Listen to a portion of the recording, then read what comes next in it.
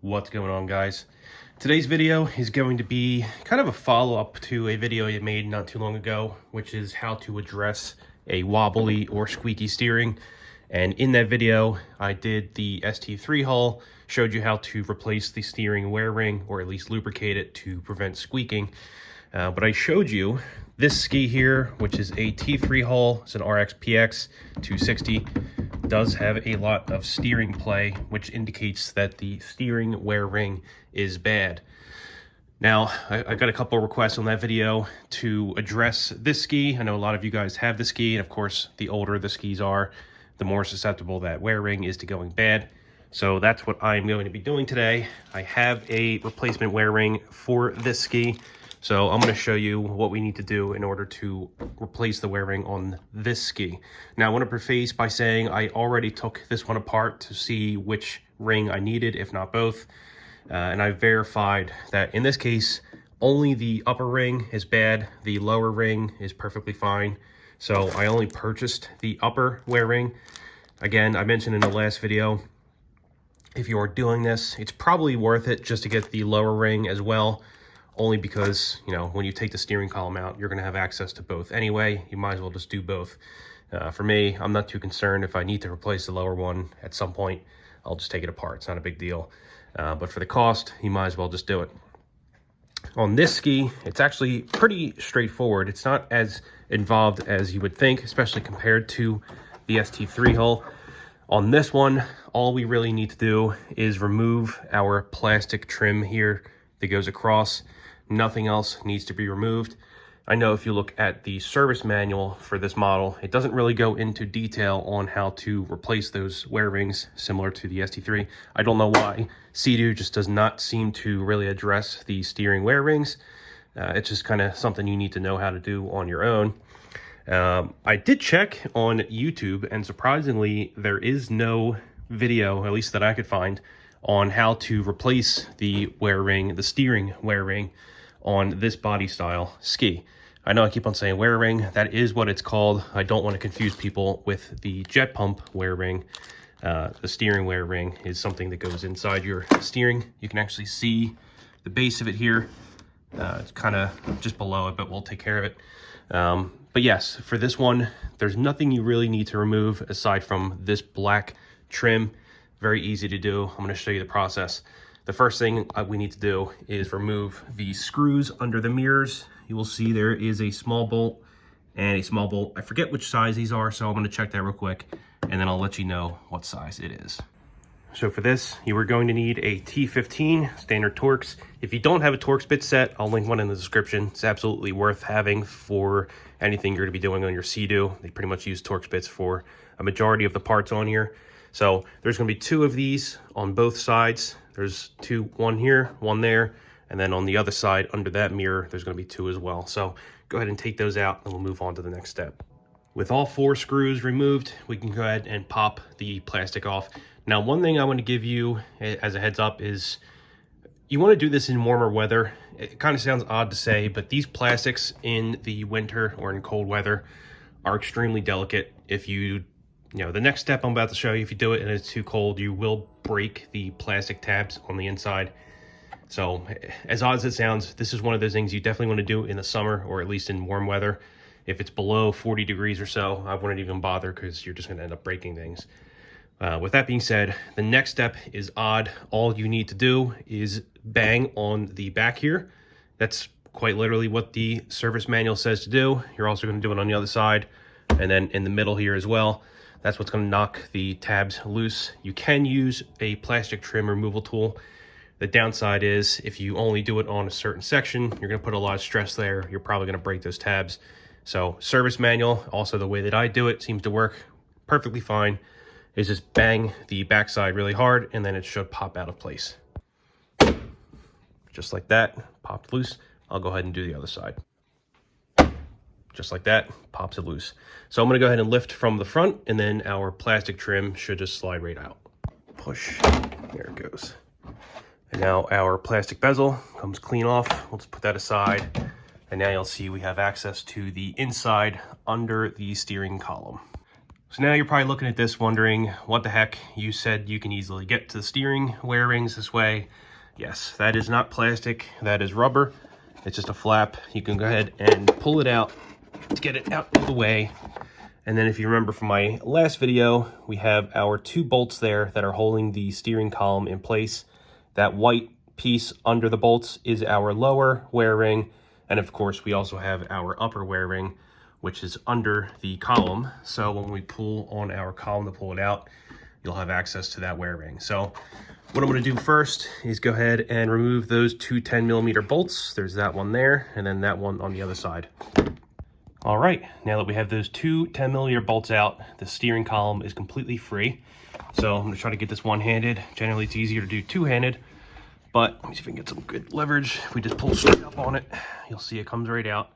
That right there is our upper wear ring, which came out, and I'm assuming the lower one did as well. Yes, so again, these are the slotted design. So let's see if I can get it. No, it's kind of stuck on there, but you do not need to fully remove the steering column for them to come out. All you need to do is kind of pull straight up on it. There is a slot on the side, so it's technically open. I'm going to remove this one. I'll show you on video. I'm just going to get a tool to pop it off. And then I'm also going to remove the lower one.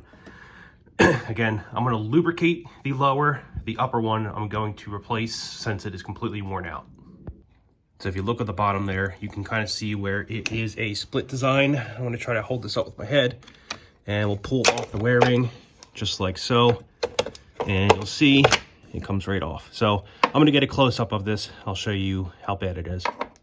So you can see the scoring on there, and those are some deep scratches. But more importantly, the amount of material that is removed is basically enough to give it some play. That's what you saw, like the loose wobbling look to it. But it's also completely dry. There's no grease or anything on here.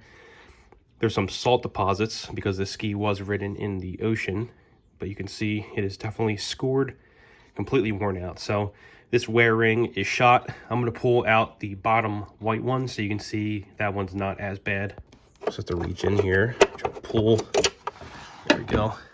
And you can see on the inside, it is not bad at all. There's some mild scoring, but can't really feel it. So I'm just going to clean this one up, put some grease on here. We'll put some grease on the stem at the top and the bottom. Also, the pinion where your steering actually makes contact, that guy there. I'm going to spray some white lithium grease on that just because it's hard to get grease in there.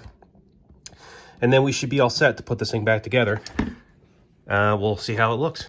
So I cleaned the upper surface and the lower surface, sprayed some lithium grease on the hinge there. Next, I'm going to put some grease on the stem as well as the receiving port on the lower side as well as the upper side here. And then we'll go ahead and grease the new wear rings. I have both of them. Obviously, I cleaned the old lower up, still perfect condition. This is our old wear ring. We'll toss that one. Here is our brand new one. So I'm going to get greased up on everything, and then we'll go ahead and put these guys back in. Here's our greased up lower wear ring. I'm going to go ahead and put this in. Can't really get it on camera because of the flap there, but I will show you the upper wear ring when I put that in. Now, easily enough, we have our upper wear ring. We just need to put it around the steering, and that's pretty much it.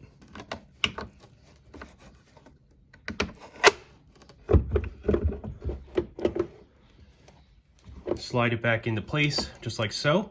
And now we just need to, I'll reposition the camera. We just got to torque those 10mm bolts in. We should be all set. Just make sure when you're putting your 2 10mm back in that you have your steering pretty much dead on, or else it's going to be off center. It's going to be hard to thread these guys in. So I'm going to knock this out, and then we'll go ahead and put the trim back together. When you're putting your plastic bezel back together, make sure you kind of just set it in place and check around. You want to make sure that you're not going to break any of the plastic tabs that I mentioned about earlier. You can see there are 2 under the cluster. A lot of people forget those. They push hard and then it either breaks the plastic on the cluster or it breaks those tabs. We have a few under here. There's 1, 2, 3. And then of course we have the ones by our mirror. You want to make sure that your plastic is going over these pieces and not under, or else you're going to break those as well. So just go around, kind of get it lined up just like that. Make sure everything is basically where it needs to be. And then once it is, you can go ahead and click it in. There's going to be a few points all over. Make sure your plastic tabs there are clicked in, the ones on your other side mirror. And then once it's in place, it's really not that difficult, by the way, we can go ahead and put our T15 bolts in. Again, 2 on this side, 2 on the other.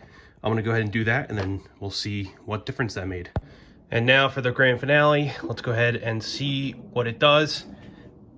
And yep, there is no play at all in this steering, and the side-to-side feels, again, like the ST3 when I did that one. This feels almost hydraulic. It's a very smooth feel. It doesn't feel like you're just rubbing plastic on plastic.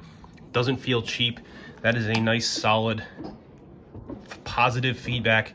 Of course, most of that is just because of the grease, but the new wear ring definitely gets rid of that slop.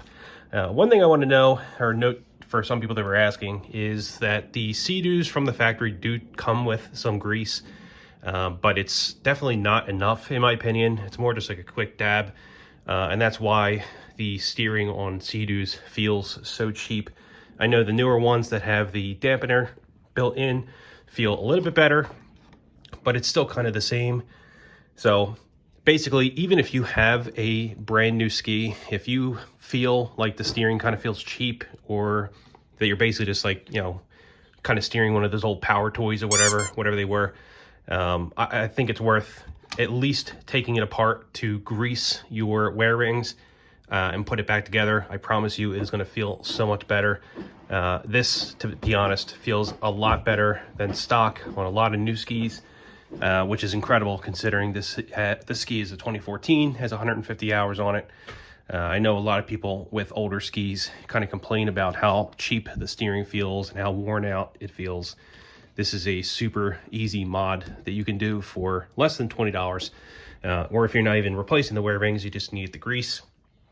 I just use the same marine grease that I use for basically everything. I use it for the jet pumps, cables, anything that I'm lubricating with grease. It does a fantastic job. So easy, super easy. I got this done in about 15 minutes. So that's all for this video. If you guys have any questions, please feel free to leave a comment. I know a few of you were asking about the newer style 2020 and up GTI GTR platform.